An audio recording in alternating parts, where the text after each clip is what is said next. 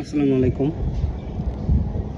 আজকে খুব নিরিবিলি আর খুব শান্ত, সুন্দর, মানে কোনো অংশে কমতি নেই বলতে গেলে, এমন একটা স্থানে আমি বসে আছি। এখন দুপুর 2টা থেকে 3টা বাজে। তো এই সুন্দর একটা জায়গায় বসে মানে শুধু একটা জিনিস কল্পনা করছি যে আমরা যারা মানুষ অর্থ, সম্পদ, টাকা পয়সা এসবের পিছনে যারা সব সময় ছুটে বেড়াচ্ছি, আসলে আমাদের এই জীবনের শেষটা কোথায়? মানে কোথায় গেলে আমার এই জীবনের শেষ? স্কুল জীবন, পড়ালেখা, স্কুল থেকে পড়ালেখা শেষ করে আবার কলেজে ভর্তি হওয়া, কলেজ থেকে পাশ করে আবার ভার্সিটিতে ভর্তি হওয়া, ভার্সিটি পাশ করে আবার অনার্স, মাস্টার্স, কেউ মেডিকেল, কেউ ইঞ্জিনিয়ারিং, সব কিছুর উর্ধে কিন্তু আসলে আমাদের চাওয়া পাওয়াটা হচ্ছে কিন্তু যে একটা সুন্দর জীবন। এই আমার সামনে হাজার হাজার বিল্ডিং হচ্ছে, তো এগুলো একটা সুন্দর জীবন যাপনের জন্যই আসলে করা। কিন্তু আমার কেন জানি মনে হয় যে আমরা এইসব চাওয়া পাওয়ার ভেতরে আমরা আমাদের মনুষ্যত্বটাকে একদম হারিয়ে ফেলেছি।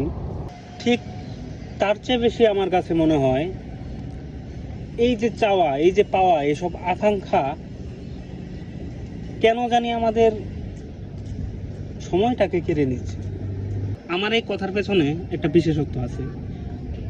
বিশেষত্বটা হলো আমরা আমাদের জীবনের অর্ধেক অংশটাই কিন্তু পড়াশোনার পেছনে একদম ব্যয় করে ফেলেছি। এর পরবর্তীতে জীবনে এসে আমরা পরিবারের দায়িত্ব নিচ্ছি, একটা ব্যস্ত সময় পার করছি, কিন্তু কোথাও কি ভেবে দেখেছি যে আমরা আমাদের নিজেদেরকে সময় দিতে ভুলে গেছি? আমরা মানুষ ভালো থাকার জন্য ভালো কিছুর পেছনে যখন সবসময় দৌড়াই, ঠিক সেই ভালো কিছুর পেছনে দৌড়াতে দৌড়াতে আমরা আমাদের ভালো সময়গুলোকে হারিয়ে ফেলি। ঠিক বিষয়টা এমন, আমরা প্রত্যেক মানুষ কেন যেন মনে হয় মরীচিকার পেছনে দৌড়াচ্ছি। আমার এটা লাগবে, এটা লাগবে, এটা লাগবে, এটা লাগবে, এই যে লাগবে, এই যে আমাদের চাহিদা পাওয়া, এর কখনোই শেষ হয় না। অন্তত আমার যতটুকু জীবনের অভিজ্ঞতার আলোকে আমি এটাই সব সময় নিজের চোখে দেখে এসেছি যে আমাদের ভেতরে আকাঙ্ক্ষা জিনিসটার কখনো শেষ নেই। আর এই আকাঙ্ক্ষার মানে সুখ খুঁজতে খুঁজতে, এই সুখ নামক মরীচিকা খুঁজতে খুঁজতে খুঁজতে খুঁজতে আমরা আমাদের সুখটাকে হারিয়ে ফেলেছি। মানে এখন আমাদের চোখের সামনে ধরা দিচ্ছে সুখ, বাট এই সুখটাকে আমরা ভালো চোখে দেখতে পাচ্ছি না। আমাদের কাছে মনে হচ্ছে তখন অনেক টাকা পয়সা মানে আমরা ভালো আছি, একটা বাড়ি গাড়ি টাকা পয়সা এসব থাকা মানে আমি অনেক সুখী আছি। কিন্তু এইসব টাকা পয়সার পেছনে ছুটতে যেয়ে আমরা আমাদের পরিবারকে সময় দিচ্ছি না, পরিবারের মানুষজনের কাছ থেকে আমরা দূরে সরে যাচ্ছি। কারণ যার টাকা পয়সা আছে আমরা তাকেই মূল্যায়ন দিচ্ছি যে তার থেকে কিছু হেল্প পাওয়া সম্ভব।